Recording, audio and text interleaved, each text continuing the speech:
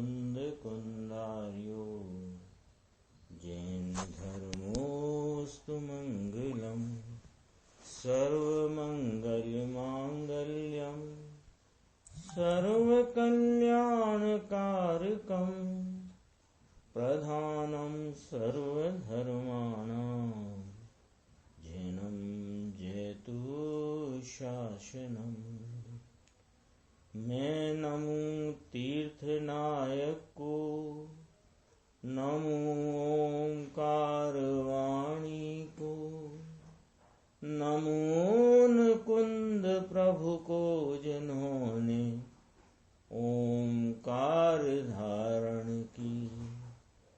अहो उपकार जिनवर का, कुंद का दिव्य वाणी का, जिन कुंद ध्वनि दाता उन कहान स्वामी का। नमियून जिनम वीरम अनंत वर ज्ञानानदंसन सहावम वोक्षामिणियम सारम केवली शुद्ध केवली भणिदम। श्री नियम सार जी परमागम ग्रंथ, इसके प्रारंभ की गाथाओं में कलश में पहले जो 7 कलश टीकाकार मुनिराज पद्म प्रबंधधारी देव ने इसमें मंगलाचरण के रूप में कहे, फिर सूत्र अवतार यानी ग्रंथ का प्रारंभ करते हुए आचार्य कुंद कुंद भगवान ने प्रथम गाथा में मंगलाचरण के रूप में वीर परमात्मा को तो कहा उन्होंने नमियूण जिनम वीरम, ऐसे जिनेन्द्र परमात्मा वीर वर्धमान स्वामी, वीर का भी अर्थ किया तो वीर वर्धमान स्वामी जो उनके द्वारा कहा हुआ केवली शुद्ध केवली वणिदम में नियम सार कहूंगा। इसके बाद इसी पर यह कलश चढ़ाते हुए टीकाकार मुनिराज ने 8वां श्लोक यहाँ कहते हैं, जिसमें वह वीर प्रभु की वंदना 7 विशेषण से यहाँ करते हैं। अपन देखते हैं, देखो ये छंद है मालिनी। जयति जगति वीरः शुद्ध भावास्त मारः त्रिभुवन जन पूज्यः पूर्ण बोधिक राज्यः नत दिविज समाजः प्रास्त जन्म ध्रुवीजः समवस्रति निवासः केवल सिरि निवासः। इसमें कहते हैं, पहले कहा ना जयति जगत वीरा, कि वे वीर जगत में जयवंत वर्तते हैं।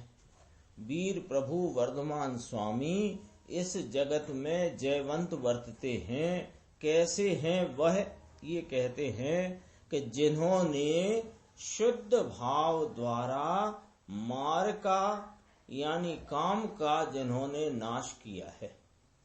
मार शब्द आया ना, मार का नाश किया। मार शब्द का अर्थ नीचे फुटनोट है। मार को कामदेव कहा जाता है। कामदेव से हमको क्या अभिप्राय लेना? हिंसा और मरण, इसको यहाँ अभिप्राय रूप से जो अर्थ आता है मार का, हिंसा और मरण। हिंसा माने राग आदि भाव, मलिनता, और मरण माने जन्म मरण रूप परिभ्रमण। तो शुद्ध भाव से जिन्होंने इस रागादि मलिनता का, जन्म मरण के परिभ्रमण का जिन्होंने नाश किया है, तो पहले ही विशेषण में मुनिराज कहते हैं कि शुद्ध भाव से नाश किया है। शुभ भाव से किया है ऐसा नहीं लिखते हैं। जयत जगत वीरः शुद्ध भावास्त मारः, कहते हैं कि शुद्ध भाव द्वारा जिन्होंने काम का नाश किया है। दूसरा विशेषण कहते हैं कि 3 भुवन के जनों को जो पूज्य हैं, 3 लोक के सर्व प्राणियों को जो पूज्य हैं ऐसे वीर भगवान। फिर कहा पूर्ण बोधेक राज्य, पूर्ण ज्ञान जिनका एक राज्य है।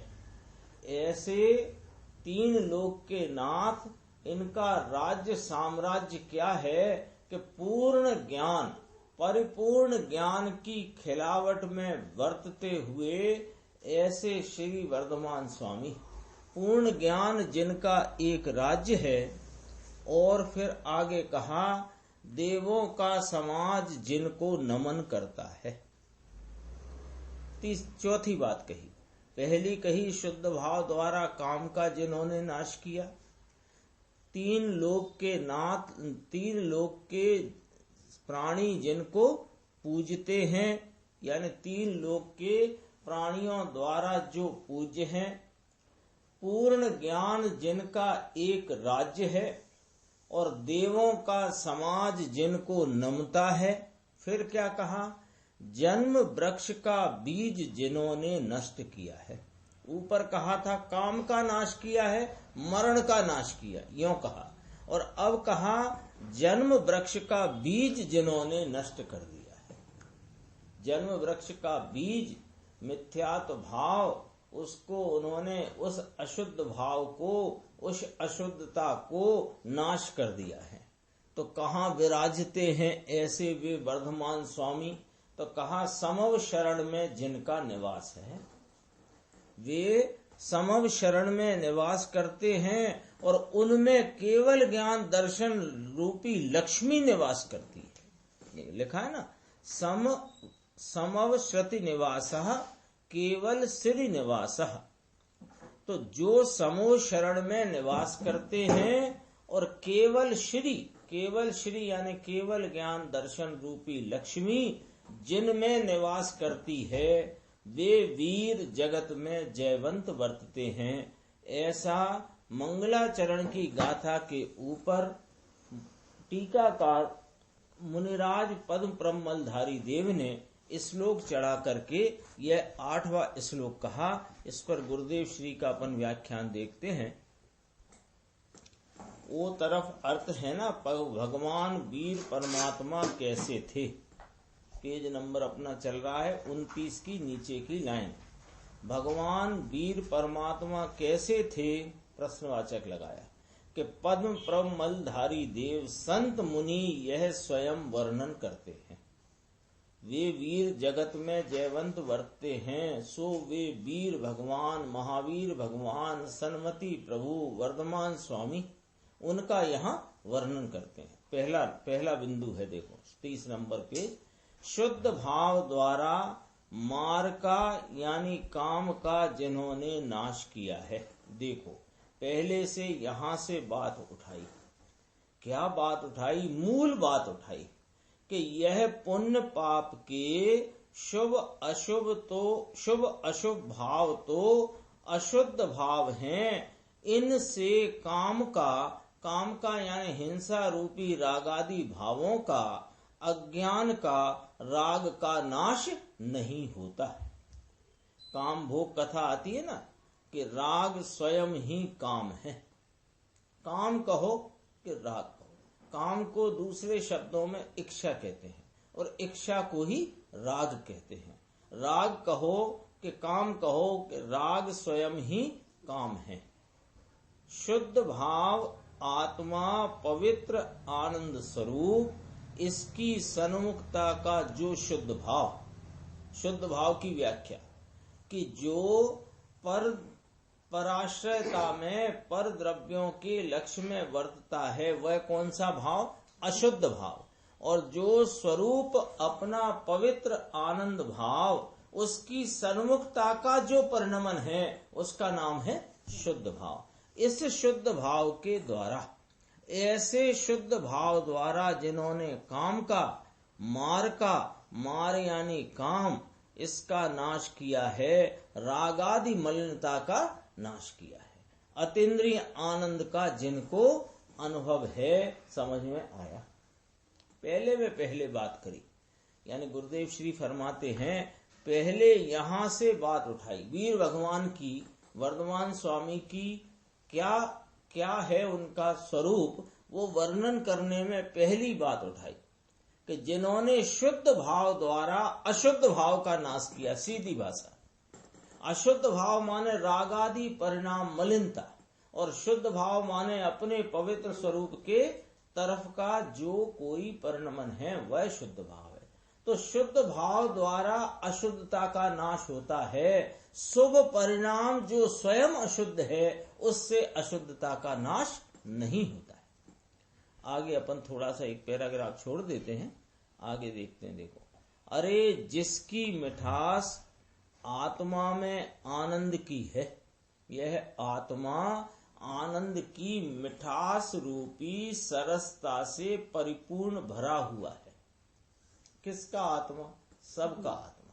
जितने आत्मा हैं, जितनी शक्कर है जगत में, वो शक्कर काय से भरी है? वो चाहे डब्बे में हो, नाली में हो, सड़क पर हो, बोरी में हो, गोदाम में हो, कारखाने में हो, वो जितनी शक्कर है जगत में सबकी सब मिठास से भरी पड़ी है। ऐसे जितने आत्मा हैं जगत में, एक इंद्री से लेकर के संगी पंचेंद्री तक, और जो मुक्त हो गए हैं वे अरिहंत आदि सब, वे सब आत्माएं मिठास से भरपूर है। और ऐसी मिठास को जानता नहीं है और राग की मिठास में पड़ा हुआ है, ये काम वासना के बस हो गया है। क्या करता है ये कि कभी कषाय की मंदता की मिठास में, कभी कषाय की तीव्रता यानी भोगादि की मिठास में, ये इसको लगता है कि यहां से सरसता है, यहां से मिठास आती है, तो उसके वश हो गया है। और अपन स्वयं ही मिठास से भरपूर स्वरूप है, उसको ये जानता नहीं। ये पामर है, स्वयं है तो प्रभु, लेकिन अभी अपनी प्रभुता को नहीं पहचानता, और एक समय के तुच्छ राग में जो अपने की अपनी बढ़ाई देखता है वह कौन है? पामर है। प्रभु ने पामरता का, वीर प्रभु ने पामरता का प्रभुता द्वारा जिन्होंने नाश किया। समझ में आया? ये बात बहुत महत्वपूर्ण इस कलश में मुनिराज ने यहाँ पर गोठी है, रखी है कि शुद्ध भाव द्वारा, इसकी खुलासा कि पुण्य पाप का भाव है शुभ अशुभ, दया दान आदि काम क्रोध है, यह तो अशुद्ध भाव है। और अशुद्ध भाव है ये स्वयं ही काम है और दुख है। काम नाम इच्छा रूप भाव है, दुख भाव है। ऐसी काम भोग की कथा तो अनंत बार सुनी है और करी है, इसके नाश की कथा नहीं सुनी। ऐसा वहां चौथी गाथा समय सार जी में कहा है। सुध परचिदान भूता सब बस भी काम भोग बंद कहा, एयत अशुभलंभो रणवरी न सुलहो विहतस्स। राग की वासना का यानी शुभ अथवा अशुभ विकल्प का है, इससे भिन्न भगवान एकत्व है और राग से भिन्न है। किससे भिन्न है? राग से भिन्न है और अपने स्वरूप से एकत्व रूप है। ऐसे स्वभाव की बात प्रीति करके इसने सुनी नहीं, परिचय किया नहीं, अनुभव किया नहीं। तीन बोल लिए ना, सुनी नहीं, परिचय न किया, अनुभव न किया। समझाणु का ये बात की बात यहाँ से इस कलश में पद्म ब्रह्मलधारी देव कहते हैं कि शुद्ध भाव द्वारा जिन्होंने, और ये रीति है, ये अशुद्ध भाव की, रागादि मलिनता की अथवा काम वासना की नाश का उपाय की, नाश का उपाय कहो कि नाश की रीति क्या है कि शुद्ध भाव। ये रीति कहते हैं जरा कि राग और द्वेष वासना का नाश आत्मा के शुद्ध चैतन्य स्वरूप का अनुभव हुआ, इसका नाम शुद्ध भाव। और इस शुद्ध भाव के द्वारा उस राग आदि मलिनता का नाश होता है। ये बात पत्थर पर लिख दो, पत्थर पे लिख दो, टाँक दो। इसके अलावा मार्ग मोक्ष मार्ग के संबंध में कोई बात शेष नहीं रह जाती, हो जाती पूरी बात। समझ में आया? एक बात गुण की करी, गुण की यानी जिन्होंने अपने शुद्ध भाव द्वारा काम का नाश किया है। अब बाहर की पुण्य की बात करते हैं। अब ये उनका पुण्य क्या फलित हुआ है वो वाली बात कहते हैं कि 3 भुवन के जनों को जो पूज्य हैं। ये बाहर की बात है, वो अंतर की करी थी शुद्ध भाव द्वारा जिन्होंने काम का नाश किया है। 3 भुवन के जन लोगों के द्वारा भगवान पूज्य हैं। 3 भुवन में सब जीव एक इंद्रिय आदि हैं, सब भी महापुरुष हैं, महापुरुष भी इनको पूजते हैं। लोग इनको पूजता है, ये इनको पूजते हैं, भगवान को ये पूजते हैं। ऐसा करके क्या कहा कि 3 लोक के 3 भुवन के पूज्य हैं, पूजने लायक हैं, ऐसा कहने में आता है। दूसरे कितने ही ना माने, इसलिए इनका कोई पूज्यपना चला जाता है क्या? ये बात भी सामने रख दी गुरुदेव ने कि कोई कहे कि हमारे पड़ोस में फला साहब रहते हैं, वो तो नहीं पूजते हैं। अरे वो पूजते हैं कि नहीं पूजते, पर उनका पूज्यपना थोड़ी चला जाता है। वे तो पूज्यपने को प्राप्त हैं, ऐसा उनका पवित्रता का परिपूर्णता का भाव प्रकट हुआ है। और ऐसा पुण्य वर्तता है कि जगत के प्रत्येक प्राणी, एक इंद्रिय से लिया ना, एक इंद्रिय आदि, तो क्या रह गया इसमें? सब ही आ गए। विदु ऐसा कहते हैं 3 भुवन के लोक के लिए पूज्यपना है। इतनी तो पुण्य की प्रकृति वीर भगवान तीर्थंकर देव शासन में केवल पने विचरते समूह शरण में विचरते की बात है। ऐसे विचरते नहीं, अरिहंत पद तीर्थंकर पद प्राप्त हुआ। अब ऐसे कोई पैदल नहीं चलते हैं। पैदल माने कि अकेले निकल पड़े, यो नहीं, समूह शरण के साथ विचरण होता है। हाँ, विभूति ये इस पुण्य की प्रकृति है। अभी तो पहले कहा ना, पहला तो अंतरंग की बात करी कि अपने शुद्ध भाव द्वारा जिन्होंने यह सब अशुद्धता काम वासना का नाश किया है। अब ये बाहर की बात कही। अभी तो मोक्ष पधारे हैं, लेकिन क्या है, यद्यपि कि महावीर भगवान का निर्वाण होकर वे सिद्ध अवस्था को प्राप्त हुए हैं, लेकिन हम उनके शासन में हैं, तो हम उनको तीर्थंकर वत ही पूछते हैं। ये भी भूत नैगम्य है। ये भूत नैगम्य क्या है, तो सिद्ध, पर उनके तीर्थंकरत्व को पूछते हैं। तो उस समय की बात को याद करते हैं। 3 भुवन के जनों को जो पूज्य हैं, ऐसा करके देखो कितनी बात कही कि 3 लोग भी सिद्ध किया। 3 लोग है, ऊर्ध्वलोक, मध्यलोक, अधोलोक, 3 लोग है। और अनादि से काम वासना थी उनको, ये भी सिद्ध किया कि अनादि से वे शुद्ध वर्तते थे। ऐसे कोई विलक्षण थे कि ना, विलक्षण नहीं थे, सब लक्षण यों ही थे, सब जीवों के समान। और पूर्व में उनके वही राग द्वेष रूपी मलिनता का ही परिणमन था, ये भी सिद्ध किया। काम वासना थी, फिर अत्यंत पवित्र दशा अनादि की है, ऐसा नहीं। अरे अपना घर भूलकर पर घर में भ्रमने की लागणी अनादि से थी।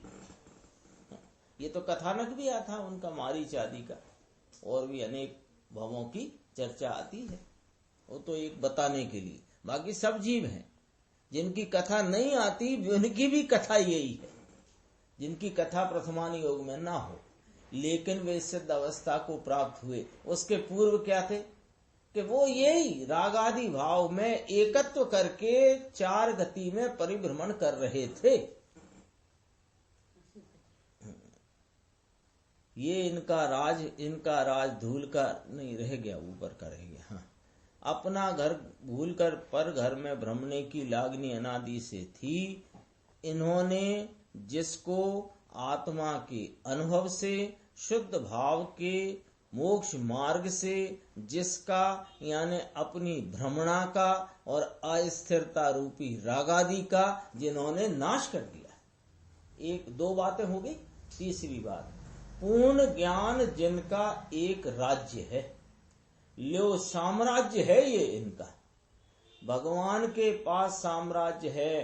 पूर्ण ज्ञान जिनका एक राज्य है, पूर्ण केवल, पूर्ण ज्ञान कहो, केवल ज्ञान कहो, जिनके ज्ञान की दशा जगमग ज्योति पूर्ण, जिनको प्रकट हुई, ये इनका राज है।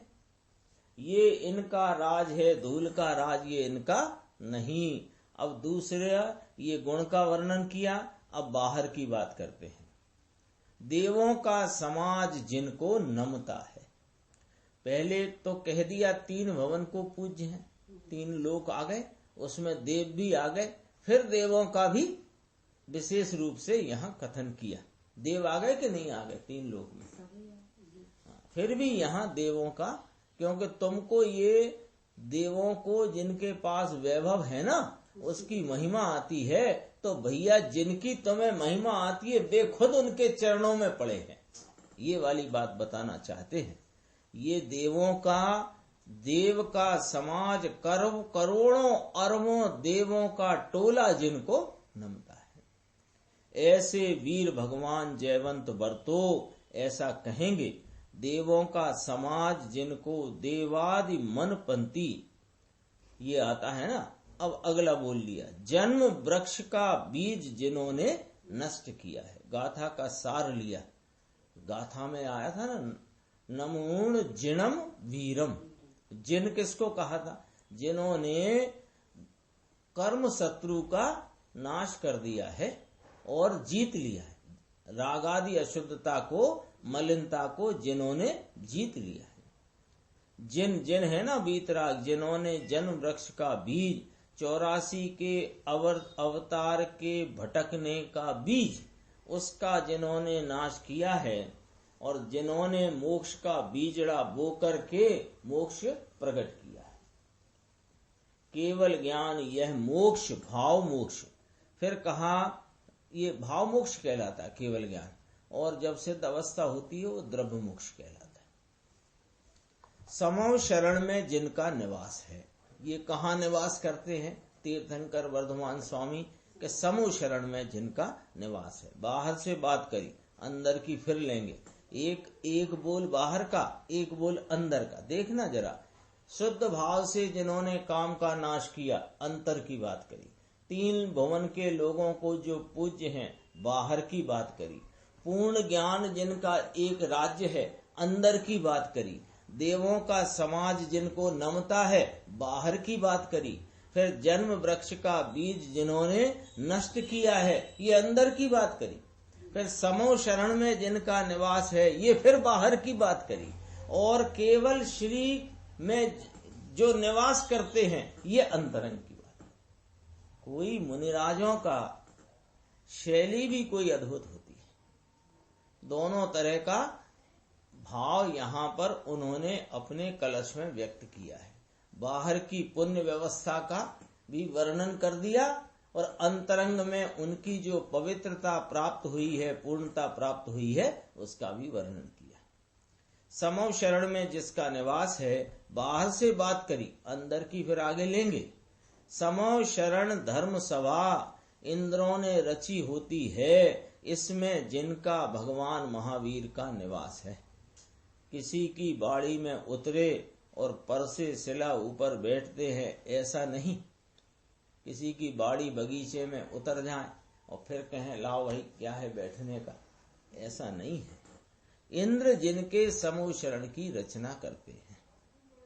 श्वेतांबर में आता है, चंपा नगरी और फलाने वन में और पत्थर की शिला थी और वहां विराजते थे। ये सब काल्पनिक बातें बहुत चलाई गई हैं। 12 जात की सभा बरती है बड़ी, ये तो अलौकिक रचना समूह शरण की। इसमें जिनका निवास है, ये तो व्यवहार कहा, बाहर की बात। अरिहंत पद में थे तब की बात वर्णन करते हैं। अब क्या कहते हैं? केवल जिनमें केवल लक्ष्मी वर्तती है, यानी वे स्वयं केवल लक्ष्मी के निवास हैं। एक तो स्वयं समूह शरण के निवास, समूह शरण में निवास करते हैं, ये बात बाहर की कही। अब उनमें कौन निवास करता है? कि केवल श्री, केवल ज्ञान दर्शन रूपी लक्ष्मी जिनमें बसती है। ये लक्ष्मी इनको है, इनके पास कहो ये लक्ष्मीपति कहलाते हैं ना। तो ये सब धूल के जड़पति हैं। नवनीत भाई, लक्ष्मीपति कहते हो, धनपति, करोड़पति, उद्योगपति, लखपति, लक्ष्मीपति, नरपति, ये सब उद्योगपति अभी ये बखान करते हो। इन्होंने अपने हाथ से बाहुबल से उद्योग बढ़ाया, उद्योगपति हुए, बड़ा पूंछड़ा चिपकाए, पैसा लेना हो ना, दान दक्षिणा लेना हो तो वो इस तरह की पूंछड़ा माने ये सब विशेषण लगाकर तारीफ करे। अरे ऐसा बाहर में चलता है कि नहीं? यहाँ तो महावीर परमात्मा की बात कहते हैं कि केवल श्री, केवल ज्ञान दर्शन रूपी लक्ष्मी जिनमें बसती है। जिनके अंतरंग में तो स्वयं ज्ञान और दर्शन में बसते हैं कहो, या कि ज्ञान दर्शन इनमें बसता है। ये समूह शरण में बसते नहीं ऐसा कहते हैं। ये व्यवहार कहा, व्यवहार भी बताया और निश्चय भी बताया। क्या बताया व्यवहार? कि ये समूह शरण में बसते हैं। और ये कहाँ बसते हैं, इनमें क्या बसता है? कि उसमें केवल श्री यानी अनंत ज्ञान दर्शन लक्ष्मी जिसमें बरतती है। वह वीर, वे वर्धमान स्वामी, वे महावीर प्रभु जगत में जयवंत वर्तते हैं, है ना पाठ। ऐसा पहला शब्द है जयत जगत वीरा। वे जगत के अंदर वीर जयवंत बरतो ऐसे परमात्मा जिनको अरिहंत परमेश्वर कहिए। अरे इनकी ही इस जीव को पहचान नहीं। नमो अरिहंताणम, नमो अरिहंताणम गोखा करे, बोला करे। और ऐसे अरिहंत और देव होते हैं और मैं उनको देव तरीके स्वीकार करके वंदन करता हूँ। ऐसा कहते हैं मुनिराज कि परमात्मा ऐसे होते, तो थोड़ी परमात्मा की पहचान तो करो। हम सिखाते नहीं बच्चों को कि 9 बार नमोकार मंत्र पढ़ो, 9 बार में 9 बार नमो अरिहंताणम बोला, तो एक बार भी पता लगा अरिहंत का क्या स्वरूप है? तो तेरा नमो अरिहंताणम कुछ नहीं है, तोता की तरह कुछ नहीं है। तो ये 8वां कलश जो है, इसमें अरिहंत भगवान की बाह्य से भी और अंतरंग से भी दोनों तरह की पहचान यहाँ पर कराई है। तीर्थंकर देव वीर प्रभु ऐसे होते हैं।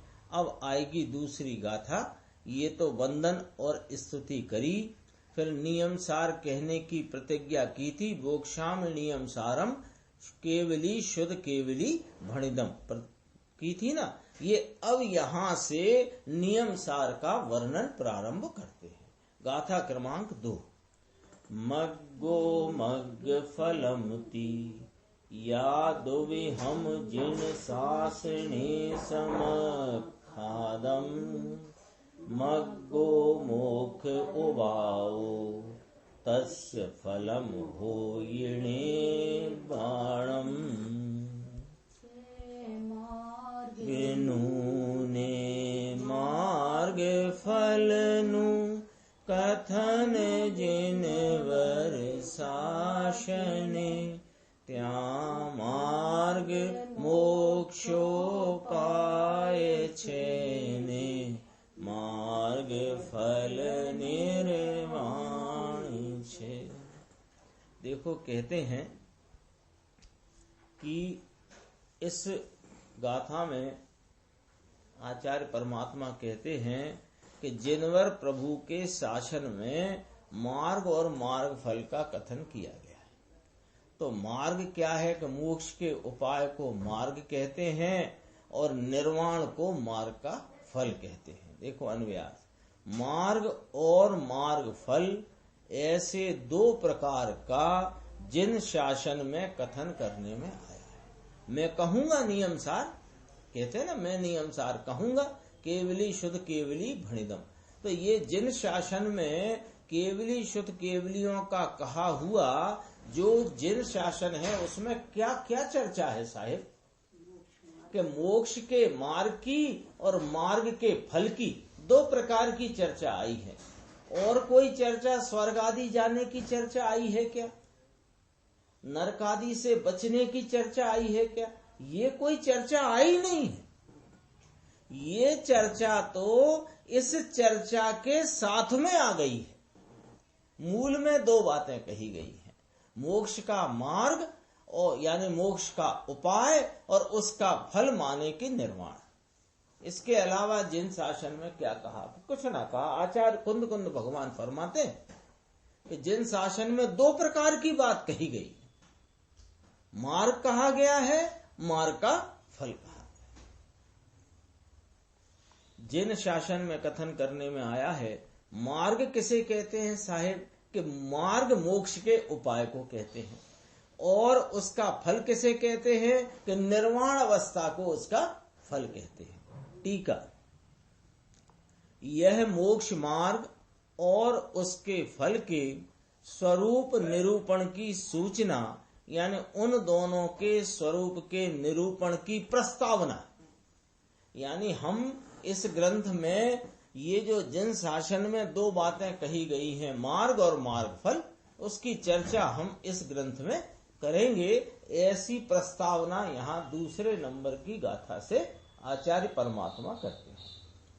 सम्यक दर्शन ज्ञान चारित्राणी मोक्ष मार्ग। लो, टीकाकार पद्म परम बलधारी देव उमा स्वामी द्वारा लिखे हुए सूत्र को यहाँ प्रकट करते हैं। आज पद्म परम बलधारी देव गाथा क्रमांक 2 की टीका करते हुए उमा स्वामी आचार्य भगवान के कहे सूत्र को यहाँ प्रकट करते हैं। सम्यक दर्शन ज्ञान चारित्राणी मोक्ष मार्ग। क्योंकि यहाँ काय की चर्चा कही है? तो मोक्ष मार्ग की और उसके फल की। तो उसमें मार्ग क्या है और फल क्या है वो यहाँ पर अपने को मुनिराज बताते हैं। सम्यक दर्शन ज्ञान चारित्राणी मोक्ष मार्ग, ब्रैकेट में इसका अर्थ लिखा, सम्यक दर्शन, सम्यक ज्ञान और सम्यक चारित्र मोक्ष मार्ग है, ऐसा शास्त्र का वचन होने से। मुनिराज कहते हैं हमको मालूम है, लेकिन हम हमारा वचन नहीं कहते। शास्त्र का माने सर्वज्ञ परंपरा में जो बात आई है उसका वचन है। शास्त्र माने क्या? शास्त्र माने सर्वज्ञ परंपरा में कहे हुए मोक्ष मार्ग और मार्ग फल की चर्चा, आगम उसमें कहा। तो शास्त्र का वचन होने से अब क्या कहते हैं? मार्ग तो शुद्ध रत्नत्रय है और मार्ग फल, अब जरा अलंकारिक भाषा है मुनिराज की, कि मार्ग फल कौन है साहब? कि मुक्ति रूपी स्त्री के विशाल भाल प्रदेश, ये मस्तक होता है ना, विशाल भाल प्रदेश पर शोभा अलंकार रूप तिलक पना है। यानी कि मार्ग का फल तो मुक्ति रूपी स्त्री का वरण करना वह है, यानी निर्वाण है। सीधी भाषा में क्या कहना? निर्वाण है। अलंकारिक भाषा में क्या कहा? मुक्ति रूपी स्त्री उसके विशाल भाल प्रदेश पर शोभा, शोभा यानी शोभायमान होता, अलंकार माने उसका अर्थ भी शोभायमान पने होते। क्या? तिलकपना, तिलकपना माने उसका वर्ण करना। मुक्ति रूपी स्त्री का वर्ण करना ही इस मार्ग का फल है। इस प्रकार वास्तव में मार्ग और मार्ग फल ऐसे दो प्रकार का। अब ये कहने वाले कौन हैं वो जरा देखना। चतुर्थ ज्ञानधारी, मन पर्याय ज्ञान के धरने वाले। चतुर्थ ज्ञानधारी कहकर चारों ज्ञान लेना।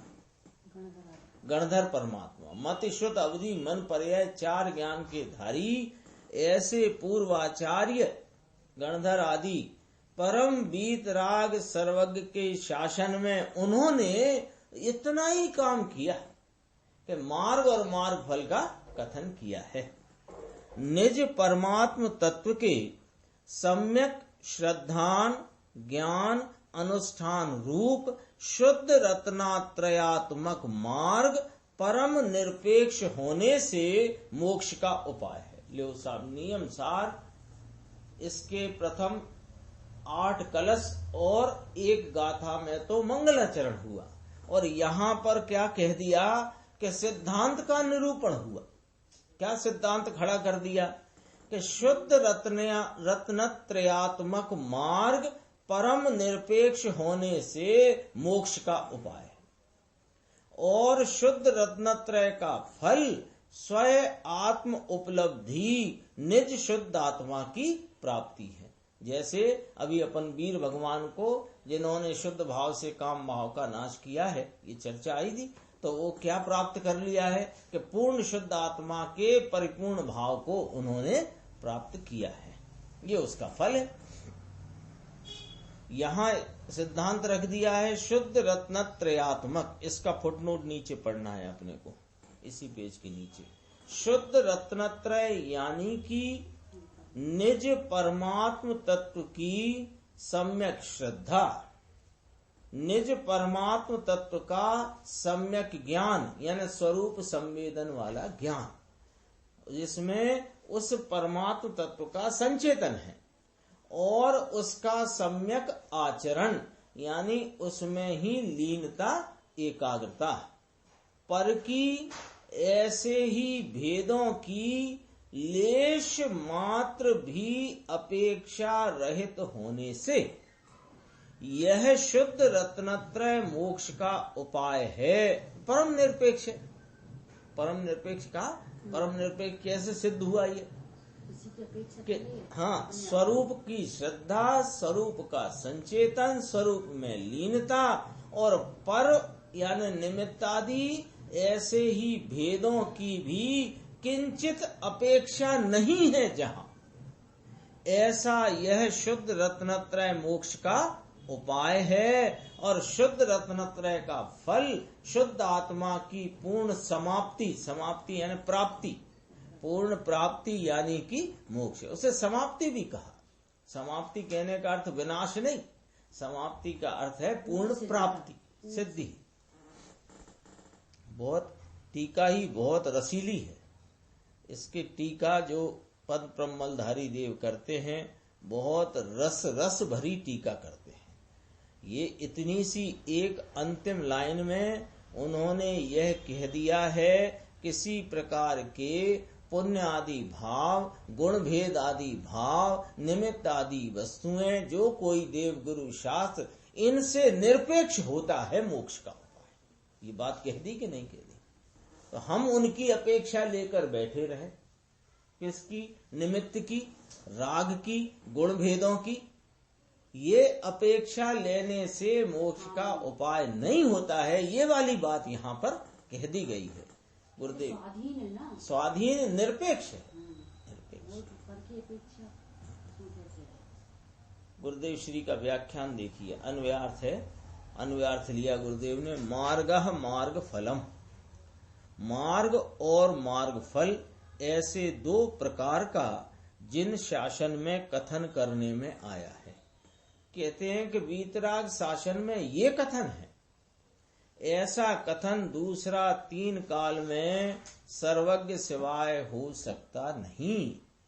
तीर्थंकर देव, वीतराग परमात्मा जिनेश्वर परमेश्वर, इनके शासन में यह मार्ग कहा है। क्या कहा है कि मार्ग कहा है और मार्ग का फल कहा है। लोगों को ऐसा लगे ये तो पक्ष है, जैन धर्म ये पक्ष है।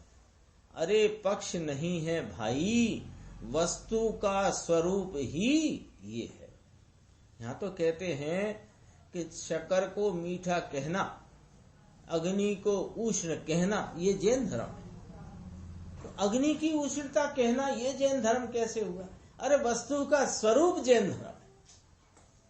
तो अग्नि की उष्णता किसका पक्ष है बताओ? अग्नि की उष्णता अग्नि का स्वभाव है। ये कोई कहे कि नहीं साहब हमारे पक्ष में अग्नि को ठंडी कहते हैं, तुम्हारे पक्ष में अग्नि को गर्म कहते हैं, ये वाली बात चलेगी क्या? तो नहीं चलेगी। ऐसे ही ये जैन धर्म, जैन शासन, इसमें वस्तु का स्वरूप जो है वही जैन शासन है, वस्तु का स्वभाव जो है वही जैन धर्म है। तो इसमें कोई पक्ष आया क्या? कि कुछ हमारे हिंदुस्तान में उत्तर प्रदेश वाले या उत्तर क्षेत्र वाले अग्नि को ठंडी मानते हैं, मध्य क्षेत्र वाले हैं वो गुनगुनी मानते हैं, और दक्षिण वाले गर्म मानते हैं। ऐसा हम लोगों का पक्ष है। चलता है क्या ऐसा? तो वस्तु के स्वरूप में, स्वभाव में ये सब नहीं चलता है। ऐसे ही जिनेंद्र परमात्मा का कहा हुआ वस्तु का स्वरूप और वस्तु के स्वरूप को जानना, मानना, यही जैन धर्म। जिनवर शासन ये ही धर्म का स्वरूप है। समझ में आया? कोई ऐसे लगता ना कि ये इसकी आलोचना ना करो, उसकी आलोचना ना करो। किसी की आलोचना नहीं होती है। अग्नि को कोई ठंडी कहता हो, उसको हम कहें कि भाई तुम झूठ कहते हो, इसमें उसकी आलोचना हुई क्या? किसी ने कहा कि अग्नि तो ठंडी होती है, तो हमने कहा कि नहीं, तुम्हारी बात झूठी है, ये तुम्हारी बात काल्पनिक है, वास्तव में अग्नि का स्वभाव तो उष्ण है। इसमें क्या किसकी आलोचना है? वस्तु को स्वभाव बताना या वस्तु की पुष्टि करना, उसमें किसी की आलोचना वस्तु के स्वरूप का निरूपण है। वो उसकी मान्यता में हो, गलत कर दी। तो मान्यता में यदि गलती है तो निकाल डालो। जिन शासन में कथन करने में आया है, इसके सिवाय दूसरा ऐसा मार्ग और मार्ग का उपाय, मार्ग उपाय और इसका फल, ऐसा वर्णन जिनेंद्र देव के मुख में से आया, ऐसा वर्णन अन्य कहीं है नहीं। समझ में आई बात? मार्ग क्या है कि वह मोक्ष का उपाय है। मार्ग कहो, उपाय कहो, कारण कहो, और उसका फल निर्वाण है। मार्ग का फल निर्माण है। देखो कितनी स्पष्टता हुई है। मार्ग तो एक ही है ऐसा सिद्ध करते हैं, मार्ग दो हैं ऐसा नहीं। ये बात सिद्ध हुई कि नहीं हुई? नीचे कहेंगे यह मोक्ष मार्ग और उसके फल के स्वरूप निरूपण की सूचना, यह मोक्ष मार्ग और उसके फल के स्वरूप के निरूपण कथन की सूचना है। वह दोनों के स्वरूप के निरूपण की प्रस्तावना है। शुरुआत करी यानी प्रस्तावना करी। अब देखो निरूपण शब्द तो आया, निरूपण शब्द आता है, निरूपण, निरूपण, व्यवहार निरूपण, निश्चय निरूपण आता है, सब टोडरमल जी ने लिया है। व्यवहार निरूपण, निश्चय निरूपण, ऐसी बात आती। तो व्यवहार निरूपण माने किसी पर के द्वारा, निमित्त के द्वारा, अन्य किसी भेदादि के द्वारा वस्तु का कथन करना व्यवहार निरूपण है। और वस्तु का जैसा स्वरूप है वैसा कहना वह निश्चय निरूपण है। ये देखो सम्यक दर्शन, यहां से टीका प्रारंभ होती है। सम्यक दर्शन ज्ञान चारित्राणी मोक्ष मार्ग। देखो यह उमा स्वामी का सूत्र। कुंद कुंद आचार्य के शिष्य हुए उमा स्वामी, जिन्होंने गागर में सागर भर दिया। तत्वार सूत्र जैसा संक्षिप्त सा ग्रंथ, उसमें सारे ही अनियोग आगम समा दिया है, सारी बात उसमें समा दी। चरणान योग संबंधी चर्चा भी ली और करणान योग संबंधी चर्चा भी ली, द्रव्यान योग की भी पूरी बात करी। हाँ, ये कोई अद्भुत ग्रंथ तत्वार सूत्र रखा जिसकी अनेकों टीकाएं हुई।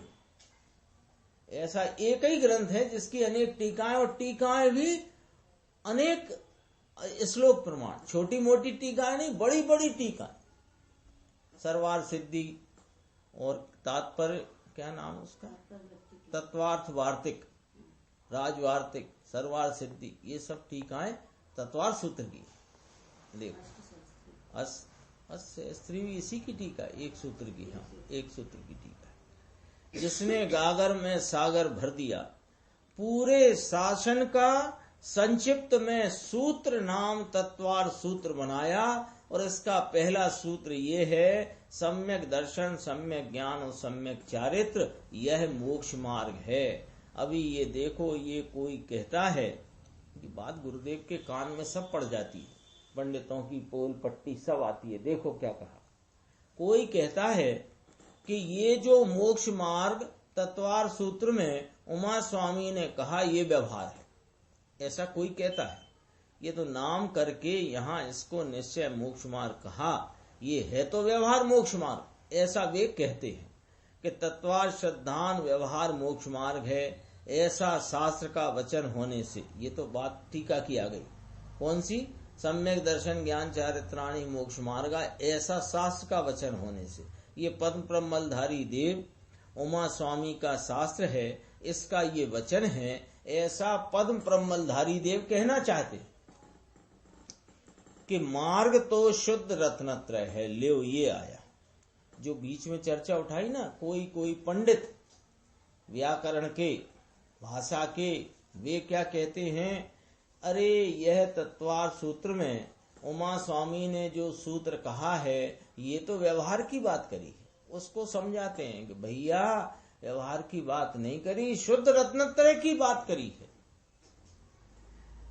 सम्यक दर्शन ज्ञान चारित्र, यह शुद्ध रत्नत्रय की व्याख्या है, अशुद्ध की है नहीं। मोक्ष मार्ग है तो वहां व्यवहार का मार्ग, ये तो बंध मार्ग है। ये पंडित जी कर से, तुम्हारे पंडित में तो बहुत, उदयपुर वाला क्या कहलाता, चांदमल जी, उदयपुर में चांदमल जी थे। ये इसको पूछा कि ये सम्यक दर्शन ज्ञान क्या होता है भैया, तो बोला ये तो व्यवहार होता है, व्यवहार मोक्ष मार्ग है। पन्ना लाल ने तत्वार्थ सूत्र का अर्थ किया है, पन्ना लाल इसका ये है, इसने लिखा कि व्यवहार मोक्ष मार्ग है। यहाँ अपने पास पुस्तक है, ये तुम्हारे पंडित में ये चलती है ना, पंडितों में पढ़ाई होती है तत्वार्थ सूत्र की, पन्ना लाल की पुस्तक से। पन्ना लाल कहते हैं कि सम्यक दर्शन ज्ञान व्यवहार है, पुस्तक है अपने यहाँ, मोक्ष मार्ग प्रकाशक का भी इसने बनाया है, लाओ, इसमें लिखा है पन्ना लाल सागर वाला। यह तो व्यवहार मोक्ष मार्ग की बात है।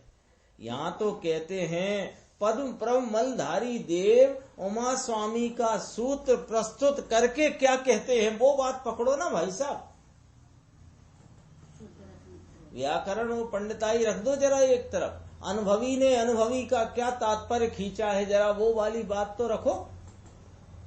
क्या कहा है, सम्यक दर्शन ज्ञान चारित्राणी मोक्ष मार्गा, यानी कि यह जो मोक्ष मार्ग है वह शुद्ध रत्नत्रय स्वरूप है। ये कहा है पद्म प्रमलधारी देव मुनिराज ने। ये तीन जो शब्द कहे ये शुद्ध रत्नत्रय के कहे हैं, ऐसा कहते हैं, इसका अर्थ किया। गुरुदेव एक एक बात का खुलासा इसलिए अपने सामने बहुत स्पष्टतया से करते हैं कि तुमने इधर उधर कभी कुछ सुन लिया हो तो वह तुम्हारे चित्त में उसको धो डालो और सच्ची बात ग्रहण कर लो। मुमुक्षु कहते हैं, मुमुक्षु ने कहा, गुरुदेव ने कहा इसका अर्थ किया, अरे रे मूल वस्तु। तब मुमुक्षु ने क्या कहा, ऐसा अर्थ किया है इसलिए ही हमको कबूल नहीं, ऐसा कितने ही कहते हैं कि लो पद्म प्रमलधारी देव ने ऐसा अर्थ कर दिया है इसलिए हमको इनकी टीका कबूल नहीं, पंडित की कबूल है। लेकिन हाँ, ये सब अपने भव भ्रमण का किनारा अथवा मौका, किनारा भी क्यों कहें, मौका मिला है, भव भ्रमण के नाश का मौका मिला। और ऐसे में वही हालत हो रही है कि जब दरवाजा आता है अंधे को, वो एक आता नहीं, एक चार परकोटे से घिरा हुआ अंदर बंद था, एक दरवाजा था मात्र छोटा सा। अब वो क्या करे कि अंधा टटोल टटोल के चले और जो ही दरवाजा आए तो सिर में खुजली आ जाए, ये हालत हो जाती है, चूक जाते। हमको कबूल नहीं। सच्चे महामुनि हैं, पंच महाव्रतधारी हैं, तेरी दृष्टि प्रमाण से कहे वो सच्चा और तेरी दृष्टि विरुद्ध कहे वो खोटा। अरे ये टीका को रतनचंद जी नहीं मानते, रतनचंद मुख्तार वे मानते नहीं कि ये नियम सार की टीका हम नहीं मानेंगे। रतनचंद जी मुख्तार नहीं, अरे भगवान क्या करते हो तुम, कहाँ जाना है भाई तुम्हें। यहाँ तो कहते हैं कि जो सम्यक दर्शन ज्ञान चारित्राणी मोक्ष मार्ग है, यह तो शुद्ध रत्नत्रय की व्याख्या में कहा गया है, ऐसा कहते हैं। ये कहे कि तत्वार श्रद्धानम सम्यक दर्शनम, ये व्यवहार सम्यक दर्शन का लक्षण है। अरे तत्वार्थ श्रद्धानम सम्यक दर्शनम यानी इसी नियम सार में आना, जीवादि बहितच्चम और अपणो अप्पा उपादेयम, ये वाली बात इसी में से फूटी है। तत्वार्थ श्रद्धानम सम्यक दर्शनम यानी जो तत्व को जैसा है वैसा मानना, अर्थात शुद्ध आत्मा को शुद्ध आत्मा मानना। तो सारे तत्वों का यथार्थ श्रद्धान है, लेकिन भेद रूप श्रद्धा व्यवहार लक्षण है। लेकिन यहाँ भेद रूप श्रद्धा का कथन नहीं है, यहाँ अभेद की श्रद्धा का कथन है। तत्वार्थ श्रद्धानम सम्यक दर्शनम, हाँ वे कहते हैं व्यवहार सम्यक दर्शन का लक्षण है। चिन्ह किया है पन्ना लाल, ऐसा ऐसा लिखान करे और लोग बेचारे भ्रम में पड़ जाते हैं। फिर कोई प्रश्न किया, उसका उत्तर देते हैं गुरुदेव, क्या होए चाहे जैसा करे। ये क्या कहते हैं? कौन? पद्म ब्रह्मलधारी मुनिराज, वे क्या कहते हैं कि सम्यक दर्शन ज्ञान चारित्राणी मोक्ष मार्ग, तत्वार सूत्र का सूत्र, ये सम्यक दर्शन, यह शुद्ध रत्नत्रय शुद्ध है। मार्ग तो शुद्ध रत्नत्रय ही होता है, एक ही बात ली है, दो बार न लिया। भगवान आत्मा, पूर्णानंद प्रभु, अतीन्द्रिय आनंद का नाथ पूर्णानंद प्रभु, इसके अंतर में सन्मुखता में विकल्प बिना की निर्विकल्प वीतराग प्रतीति श्रद्धा, इसको शुद्ध रत्नत्रय में इसका एक अवयव कहते हैं सम्यक दर्शन। कितनी खुलासा करते हैं गुरुदेव। इसके बाद भी अपने को लगे कि कुछ बात हमको समझ में नहीं आती, तो क्यों नहीं समझ में आती? समझना चाहो तो सारी खुलासा तो आ गई है। इसको सम्यक दर्शन कहिए।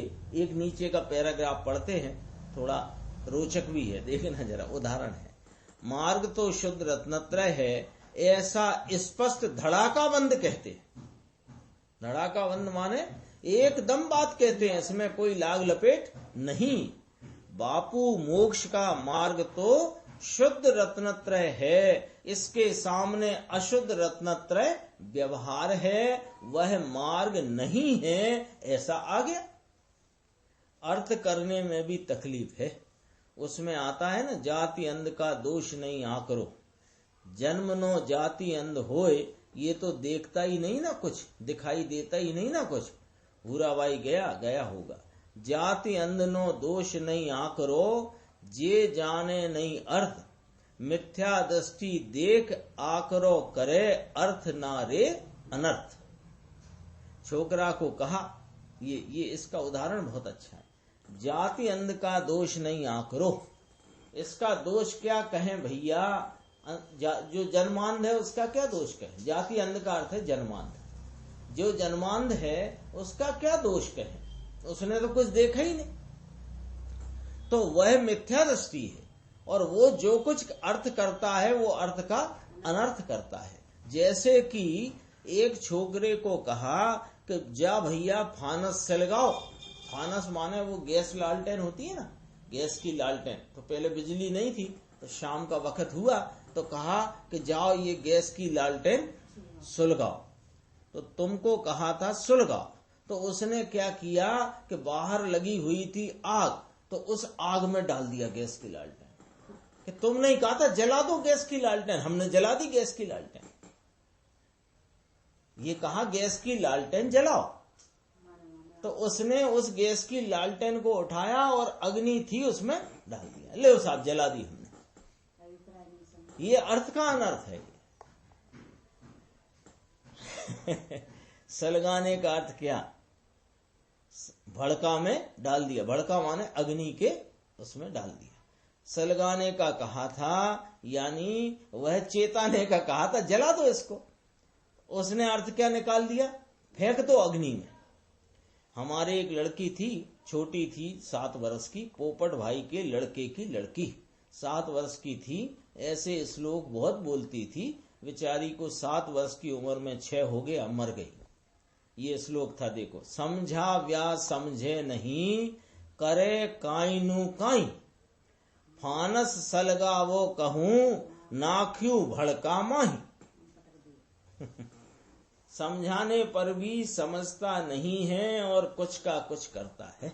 ऐसे यह मिथ्या दृष्टि जिन्हें परमात्मा आचार्य भगवंतों ज्ञानियों की बात को समझाने पर भी नहीं समझता और कुछ का कुछ करता है। सबला अर्थ वकील को पूछो, राम जी भाई जैसे को, शब्दार्थ कहो पंडित जी को पूछो, ये संस्कृत के पंडित है ना, हिम्मत भाई आदि। ये ठीक है, फानस सिलगाने का कहा, ऐसा कहा तो सिलगाने का अर्थ इसमें बत्ती कर दो, दिया कर दो, उसको चेता दो, ऐसा कहा। कि सलगाने का अर्थ उसको जला डालो, ऐसा कहा। ऐसे का ऐसा अर्थ समझ लेते हैं। समझानु का ये लड़की बोलती थी बहुत बरस पहले, संवत 1980 की साल की बात है, 47 वर्ष हुए, ये बेचारी मर गई। नटू भाई की लड़की थी, छोटी उम्र, इसके दादा 25-50 श्लोक इसको सिखाए थे। ये बोले बेचारी 6 होकर के मर गई। समय अपना हो गया है, आगे स्वाध्याय चले। निज निधि निज में बताई, यह अनंत उपकार है, उसके लिए जिन वाणी माँ को वंदना शत बार।